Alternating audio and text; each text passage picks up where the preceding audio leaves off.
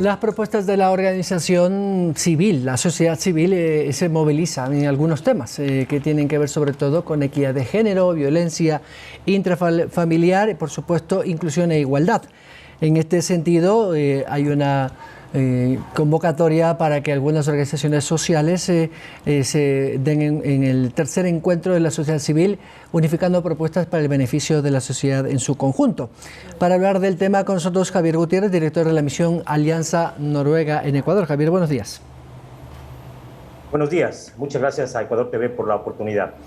Bueno, la idea de esto es de que la propia sociedad civil pueda construir desde su realidad esas propuestas que nos permitan efectivamente una convivencia más integradora, menos excluyente y sobre todo de protección a aquellos sectores vulnerables como las niñas, adolescentes y mujeres en términos generales.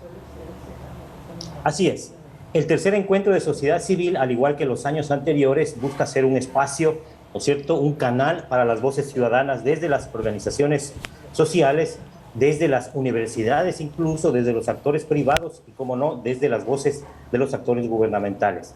El propósito es tener una agenda cada año, ¿no es cierto?, con propuestas concretas que sean operadas, llevadas a la práctica por las organizaciones sociales de la mano con los organismos gubernamentales en los temas que usted bien menciona, ¿no?, que ahora, por la situación de la pandemia, se han agravado mucho más. Ahora, el tema de que estas propuestas también pueden ser incorporadas a la política pública es lo más complicado, porque efectivamente pues, no solamente se trata de establecerlo como una política de Estado, ya estamos escuchando lo que dice el presidente, que la política anticorrupción tiene que ser una política de Estado, etcétera, etcétera, pero más allá del discurso, cómo poder asentar ya en la vida práctica estos compromisos o estos criterios desde la sociedad civil hacia el poder central. Así es. Usted al inicio mencionó con acierto temas que son fundamentales de preocupación desde la ciudadanía y de los actores sociales.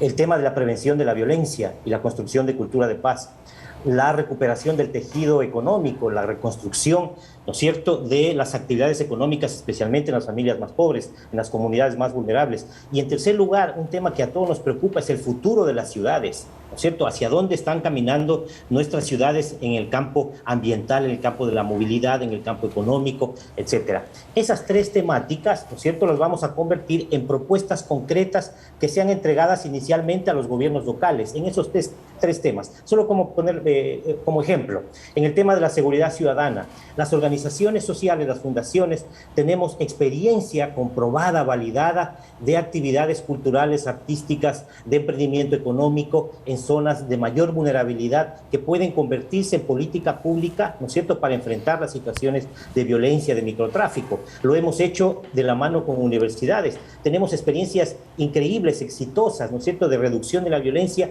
en microzonas que pueden convertirse en política pública. Esas experiencias también fueron tomadas de experiencias importantes de otras ciudades como Medellín en Colombia o Iztapalapa en México. Veamos las cifras de esas ciudades, cómo han logrado reducir violencia a través de las actividades desde las organizaciones sociales de la mano con el sector público. Y ahí es importante lo que usted menciona. Si estas experiencias exitosas no se elevan al campo de la política pública, ¿no es cierto?, su efecto y su impacto es limitado. Necesitamos que esto se convierta en una política pública para que se traduzca en derechos para la población, derechos a un espacio público, derechos a deporte, a educación, a cultura, a un fondo semilla para emprendimiento, pero de manera masiva, todos articulados para enfrentar las zonas más afectadas por estos problemas, llámese violencia, llámese desempleo, llámese desintegración comunitaria. La construcción del tejido o la reconstrucción del tejido ciudadano comunitario es fundamental para recobrar la paz y construir, ¿no es cierto?, y sostener una cultura de paz en nuestras ciudades. Sí, ese es, vamos, el ideal de toda sociedad civilizada, pero en el caso de países como el nuestro, en América Latina sobre todo, donde hay una gran exclusión, una desigualdad social y económica muy fuerte, donde las diferencias sociales y económicas son radicalmente opuestas, es decir, el pobre es más pobre en esta zona y el rico es más rico, y esas diferencias hacen que el crimen organizado y en términos generales la violencia utilice de caldo de cultivo y lo vemos en Guayaquil, vamos, con esa violencia que existe también con bandas criminales del narcotráfico, que ya se han tomado los barrios, entonces ahí es muy difícil, pero quizás en ciudades pequeñas donde todavía, digamos que el vecino del barrio, uno conoce a quienes están en su cuadra, en su entorno, es más fácil que estas propuestas calen a nivel de lo más básico, una familia, un barrio, una sociedad, una comunidad en términos generales, a estos grandes centros poblados donde efectivamente hay pues prácticamente ciudades ocultas, donde hay una subcultura de la violencia, como lo vemos en Guayaquil, no tanto en Quito, pero sí en otras grandes urbes, en Centroamérica, ni de qué decir. Entonces, ¿qué tan complicado es que estas políticas o que estas propuestas desde la sociedad civil se puedan, digamos, irradiar en una comunidad? Sí, cómo no. Efectivamente hay un problema, digamos, de orden ya macro, frente a lo cual pues solamente los estados, los gobiernos tienen pues capacidad y posibilidad de incidencia, ¿no? El tema del narcotráfico, en fin, las grandes rutas que van generando a su paso violencia e intromisión con los estados. Nosotros creemos que nuestro rol es efectivo, ¿no es cierto?, al momento en el cual actuamos desde la comunidad para dar la vuelta a las condiciones en las cuales el microtráfico se inserta. Es decir, nosotros no podemos meternos en el tema macro, como usted mencionó, pero sí a nivel comunitario para mejorar las condiciones, ¿no es cierto?, comunitarias, mejorar las condiciones de vida y se vuelva más difícil, si se quiere, si cabe el término, ¿no es cierto?, la intromisión de las redes de microtráfico. Obviamente en ciudades donde ya esto digamos, está más insertado, como el caso de Guayaquil y algunas ciudades grandes de la costa, que empieza también a sentirse en otras ciudades del país, en la sierra. No olvidemos que esto, la estrategia de este tipo de situación es extenderse, ¿no es cierto?, en todas las regiones del país, y eso hay que evitar, como usted bien dice. En ciudades pequeñas es posible generar acciones que prevengan a través de la cultura, el deporte, el trabajo con jóvenes, el trabajo comunitario, que generen prevención de este tipo de actividades ilícitas. Pero en el caso, por ejemplo, de Guayaquil, como le mencioné, si nosotros analizamos lo que sucedió, por ejemplo, en Medellín, que tenía condiciones mucho más complejas que las de Guayaquil o Ecuador, o el caso de Iztapalapa en México,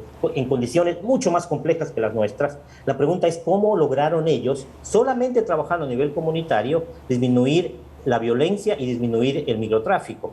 Y la lección aprendida es que todos los actores llegaron a un consenso y priorizaron el trabajo en las zonas más vulnerables para insertarse con los mejores programas públicos que puedan existir en la ciudad para justamente disminuir ese desequilibrio, esa exclusión que usted bien menciona. En Medellín hay algo interesante, una frase interesante que ellos dicen: las obras de los ricos hay que ponerlos en las zonas pobres. Fue el secreto de ellos para disminuir y enfrentar la exclusión. Creemos que en ciudades como las nuestras es posible hacerlo y estamos ya empezando este proceso a través de un trabajo enlazado con las universidades, con proyectos que están generando impacto positivo a nivel micro en Guayaquil. Entonces, esto es necesario que conozcan las autoridades, que ese nivel micro que está teniendo efectos positivos puede ponerse a nivel de política pública para generar una propuesta ya generalizada, masiva. Y creemos y le apostamos de que sí es posible revertir las situaciones de violencia y exclusión. Uno de los temas también que tiene que ver mucho con la exclusión y la violencia es la falta de oportunidades, que se concreta en no hay trabajo, no hay recursos, pues tengo que dedicarme a la droga o actividades delincuenciales. Y allí efectivamente es donde esta propuesta que bien comenta usted, las universidades con sus programas de desarrollo comunitario y muchas empresas que también tienen responsabilidad social, trabajan precisamente en microemprendimientos. Ecuador es uno de los países con más desarrollo de microemprendimiento, pero claro, el microemprendimiento se trunca por la falta de oportunidades, por falta de capital, de acceso a dinero, y es ahí donde efectivamente pues, la idea de estos encuentros es colocar, porque son pequeñas cantidades, dineros que impulsan a estos pequeños microemprendimientos. Lo hemos visto con cooperativas, con madres que desarrollan talleres de costura, etcétera, etcétera. Sí, ejemplos hay miles. Pero cómo enfocar efectivamente esas necesidades de salir adelante de estas zonas pobladas excluyentes o excluidas versus estas posibilidades de identificar proyectos. Sí, cómo no. Ahí nosotros creemos lo siguiente, ¿no? Para tener efectos e impactos a través de proyectos de microemprendimiento, debemos primero identificar aquellas zonas prioritarias para la intervención. Lo que suele suceder en este tipo de programas es que se dispersan, ¿no es cierto?, en sectores que ya tienen mejores condiciones para acceder a un microcrédito, a un fondo semilla, a una capacitación para un emprendimiento.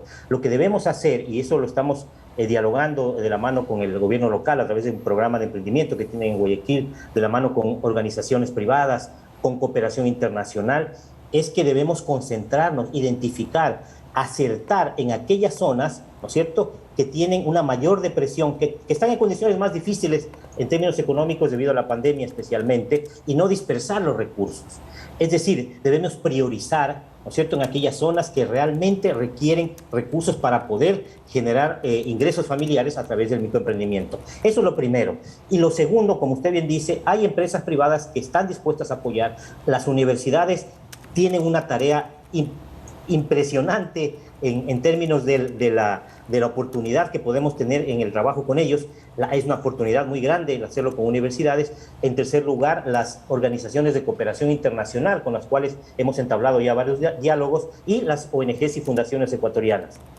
Debemos articularnos y conversar en una mesa de trabajo que ya le estamos abriendo, que se llama Mesa Regional de Cooperación al Desarrollo, para justamente identificar las zonas más deprimidas, y el microcrédito y el apoyo en capacitación y el seguimiento a estos emprendimientos debe hacerse justamente en aquellos territorios, porque el problema ha sido que estos proyectos se han dispersado y el impacto se reduce. Entonces necesitamos concentrar, ¿no es cierto?, los recursos en las zonas que más lo necesitan para que el cambio en las condiciones de vida sea real, como usted bien lo menciona. Así es, y el desarrollo es de todos, la cooperación es de todos, desde los ciudadanos, desde casa, desde el barrio, desde el trabajo y la universidad. Muchas gracias, Javier, un gusto. A la orden, gracias a Ecuador TV. Javier Gutiérrez, director de la misión Alianza Noruega en Ecuador, a propósito de este tercer encuentro relacionado a ciudades, innovación social y desarrollo sostenible. El encuentro de la sociedad civil organizado por el Foro de Red de Organizaciones de la Sociedad Civil del Guayas. Con esto nos vamos. Hoy a las 19 horas, recuerde, Andrea Orbe tendrá el resumen informativo de esta jornada de viernes. De mi parte, muchas gracias y buenos días. Síguenos en nuestras redes sociales, Facebook, Instagram y Twitter.